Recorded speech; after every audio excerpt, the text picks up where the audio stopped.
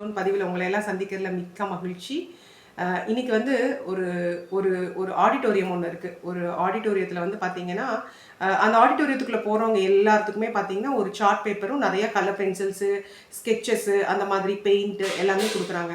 So போகிறவங்க எல்லாருமே வந்து அந்த பொருட்களை எல்லாம் வாங்கிட்டு அவங்கவுங்க உட்காந்து வந்து பார்த்தீங்கன்னா அவங்கவுங்களுக்கு பிடிச்சதை செய்கிறாங்க. சிலர் என்ன பண்ணுறாங்கன்னா, அவங்க சின்ன குழந்தையா இருக்கப்போ வரைஞ்ச மரம், செடி, கொடி, ஒரு சின்ன வீடு, ஒரு தென்னை மரம், ஒரு குட்டி கப்பல் போகிற மாதிரி அவங்களுக்கு தெரிஞ்ச படங்களை வரைகிறாங்க. சிலர் என்ன பண்ணுறாங்க, பக்கத்தில் என்ன பண்ணுறாங்க அப்படின்னு பார்த்துட்டு அதையே பார்த்து சிலர் வந்து காப்பி அடித்து வரைகிறாங்க.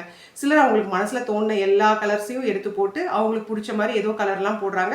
அவங்க என்ன போடுறாங்கன்னு அவங்களுக்கும் தெரியாது, என்ன அவுட்புட்டாக வருங்கிறது அவங்களுக்கும் தெரியாது. ஸோ அந்த மாதிரி சிலரெல்லாம் பண்ணிட்டு இருக்காங்க. சிலர்லாம் வந்து பார்த்தீங்கன்னா என்ன பண்ணுறாங்க, ரொம்ப காஷியஸாக என்ன பெயிண்ட் பண்ணணும்னு ஒரு 5 நிமிஷம் பிளான் பண்ணுறாங்க. பிளான் பண்ணிவிட்டு அதுக்கப்புறம் என்ன பண்ணுறாங்க, ஒரு நீட்டாக அந்த உள்ளெல்லாம் சுற்றி ஒரு ரவுண்டாக வந்து பார்த்திங்கன்னா மார்ஜின் எல்லாம் போட்டு ரொம்ப அழகாக அவங்களுக்கு மனசில் என்ன நினச்சிட்டு இருக்காங்களோ அதே வரைய ஆரம்பிக்கிறாங்க. அதுக்கு கலர்ஸ் கொடுக்குறாங்க. ஸோ எல்லாருமே பார்த்திங்கன்னா ஒவ்வொருத்தரும் ஒவ்வொன்று பண்ணிகிட்டு இருக்காங்க. புதுசாக வரவங்க எல்லாத்துக்குமே ஒரு சார்ட் பேப்பர் இல்லை ஒரு கேன்வாஸ், அதோட வந்து பார்த்திங்கன்னா கலர்ஸு, பென்சில்ஸு, பெயிண்ட்டு எல்லாமே கொடுக்கப்படுது. எல்லாருமே வந்து அவங்கவுங்களுக்கு பிடிச்ச மாதிரி ஒரு ட்ராயிங்ஸை வரைகிறாங்க. ஸோ இது என்ன அப்படின்னு பார்த்தீங்கன்னா, நம்ம வாழ்க்கையும் அந்த மாதிரி தான். இந்த உலகத்தில் வர எல்லாத்துக்குமே கடவுள் வந்து பார்த்தீங்கன்னா ஒரு அழகான வாழ்க்கையும் அதில் நிறைய கலர்ஸும் எல்லாமே கொடுத்துருக்காரு. நம்ம என்ன பண்ணுறோம் அந்த கலர்ஸை வச்சு அப்படிங்கிறது அந்த வாழ்க்கையே ரொம்ப முக்கியமான விஷயம். நீங்கள் நினச்ச மாதிரி ஒருத்தர் வந்து இன்னொருத்தரை காப்பி பண்ணி அவங்க மாதிரி நான் வாழணும் அப்படின்னு நினச்சி வாழுவாங்க.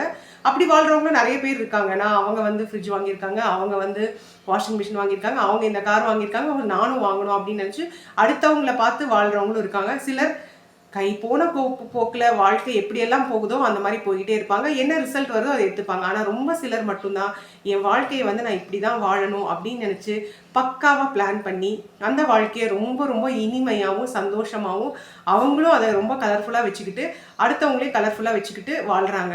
ஸோ இந்த வாழ்க்கைங்கிறதே வந்து எல்லாத்துக்குமே பார்த்தீங்கன்னா கடவுள் ஒரே மாதிரி தான் கொடுத்துருக்காரு. ஒரே கேன்வாஸ் ஷீட்டு அதே மாதிரி ஈக்குவலாக எல்லாத்துக்கும் கலர் பென்சில்ஸு, கலர்ஸு, பெயிண்ட்டு எல்லாமே கொடுத்துருக்காரு.